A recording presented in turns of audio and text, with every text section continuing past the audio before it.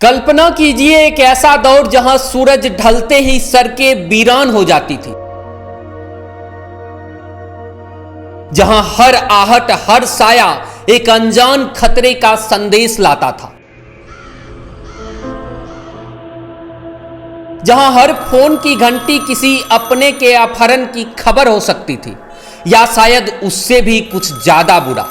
यह सिर्फ कहानी का हिस्सा नहीं है, बल्कि उस भयानक सच्चाई का नाम था जिसे बिहार ने जिया है, जंगल राज।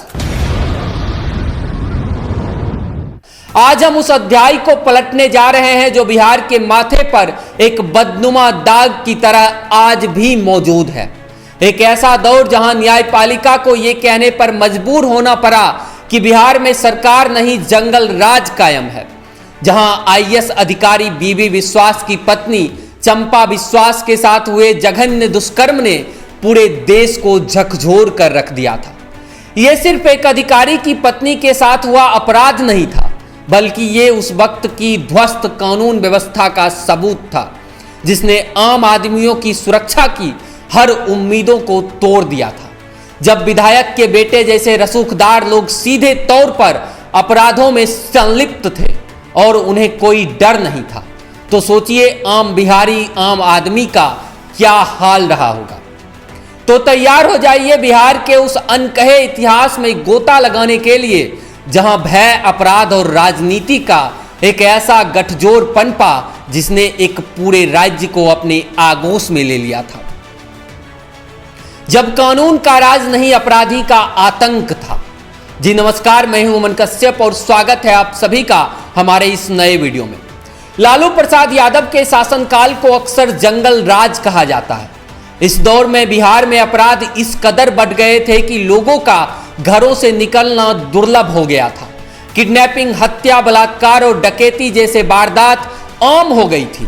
ये वो समय था जब शाम ढलते ही सड़कें सूनी हो जाती थी और भय का माहौल हर तरफ पड़सा रहता था। एक घटना जिसे आज भी याद करके लोग सिहर उठते हैं, वो है आईएएस अधिकारी बीबी विश्वास की पत्नी चंपा विश्वास के साथ हुए दुष्कर्म का मामला। यह मामला सिर्फ एक व्यक्तिगत त्रासदी नहीं था, बल्कि यह दर्शाता था कि बिहार में कानून का राज कितना कमजोर हो चुका था। अगर एक वरिष्ठ अधिकारी की पत्नी सुरक्षित नहीं थी, तो सोचिए आम आदमी का क्या हाल हुआ होगा। इस घटना में तत्कालीन विधायक के बेटे का नाम सामने आया था। यह बताता है कि अपराधियों के हौसले कितने बुलंद थे और उन्हें राजनीतिक संरक्षण कितना प्राप्त था। यहां तक कि उस दौर में पटना हाईकोर्ट ने भी मौजूदा सरकार पर तीखी टिप्पणी की थी। पटना हाईकोर्ट ने कहा था कि बिहार में सरकार नहीं, जंगल राज कायम है। जंगल राज शब्द किसी राजनीतिक दल द्वारा गढ़ा हुआ नहीं था, बल्कि इसकी उत्पत्ति बिहार के न्यायपालिका से हुई थी, जिसने उस दौर की भयानक स्थिति को सटीक रूप से बयां किया था। 5 अगस्त 1997 को पटना हाईकोर्ट ने एक याचिका पर सुनवाई करते हुए बेहद तीखी टिप्पणी की थी। तत्कालीन मुख्यमंत्री लालू प्रसाद यादव के शासनकाल में कानून व्यवस्था की बदहाली पर जस्टिस वीपी आनंद और जस्टिस धर्मपाल सिन्हा की बेंच ने कहा था कि बिहार में सरकार नहीं, बिहार में जंगल राज कायम हो गया है।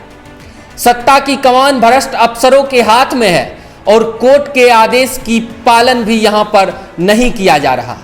यह टिप्पणी उस समय इतनी महत्वपूर्ण थी कि इसने पूरे देश का ध्यान बिहार की ओर खींचा और जंगल राज शब्द लालू राबरी शासन काल का पर्यायवाची बन गया। यह अपने आप में एक प्रमाण था कि राज्य में शासन प्रशासन कितना लचर हो चुका था। वही एमएन मोहंती जैसे जाने माने पत्रकार ने जंगल राज के दौरान बिहार की यात्रा की और अपने आंखों देखी हाल में उन घटनाओं का जिक्र किया है। बताया जाता है कि उन्होंने अपनी रिपोर्टिंग में बिहार की उन स्थिति का वर्णन किया था जहां अपराधियों का बोलबाला था और उन्हें राजनीतिक संरक्षण प्राप्त था। शहाबुद्दीन जैसे बाहुबलियों का जिक्र अक्सर उनकी रिपोर्टिंग में आता था, जिससे पता चलता है कि कैसे माफिया और राजनीति का गठजोड़ बिहार की नस नस में फैल चुका था। अपहरण एक उद्योग बन गया था। कई पत्रकार ने अपनी रिपोर्टिंग में यह उल्लेख किया है कि लालू राबरी के शासनकाल में अपहरण एक उद्योग का रूप ले चुका था। लोग अपने व्यवसायियों के लिए या अपनी सुरक्षा के लिए अपहरण के डर से जीते थे। टाइम्स ऑफ इंडिया के एक सर्वे के अनुसार 1992 से 2004 के बीच बिहार में 32,085 अपहरण के मामले दर्ज हुए थे। हालांकि वास्तविक संख्या इससे कहीं अधिक होने का अनुमान लगाया जाता है, क्योंकि डर के मारे कई मामले दर्ज ही नहीं किए जाते थे। इसके अलावा उस दौर में बिहार से डॉक्टर और इंजीनियर और अन्य पेशेवरों का बड़े पैमाने पर पलायन भी हुआ था। कई वरिष्ठ पत्रकार इस बात को उजागर करते हैं कि कैसे अपराधी इन पेशेवरों को निशाना बनाते थे, जिससे वे बिहार छोड़कर दूसरे राज्य में सुरक्षित ठिकाने तलाशने पर मजबूर हो गए। सरकारी आंकड़े भी बताते हैं कि लालू जी के राज में कुल 35 डॉक्टर और 27 इंजीनियरों का अपहरण हुआ था। तो वहीं इस स्थिति से कानून व्यवस्था के बिगड़ने का सीधा असर राज्य की अर्थव्यवस्था पर पड़ा। कोई भी निवेशक बिहार में पैसे लगाने को तैयार नहीं था। उद्योग धंधे बंद होने लगे और जो चल रहे थे उन पर रंगदारी और अपहरण का साया मंडराता रहता था। नतीजा ये हुआ कि बिहार से लोगों का बड़े पैमाने पर पलायन शुरू हो गया। युवा बेहतर अवसरों की तलाश में दूसरे राज्य की ओर रुख करने लगे, जिससे राज्य और गरीब होता चला गया। जंगल राज ने बिहार को आर्थिक और सामाजिक दोनों मोर्चे पर खोखला कर दिया था। इस दौर में जातीय संघर्ष भी अपने चरम पर था। विभिन्न जातिगत सेनाओं का उदय हुआ जो अपने अपने हितों के लिए हिंसा का सहारा लेती थी। सरकार इन संघर्षों को रोकने में पूरी तरीके से विफल रही, जिससे समाज में गहरी खाई पैदा हो गई। लोगों के बीच अविश्वास बढ़ा और दुश्मनी का माहौल इतना बढ़ गया कि आपसी सौहार्द लगभग समाप्त हो गया था।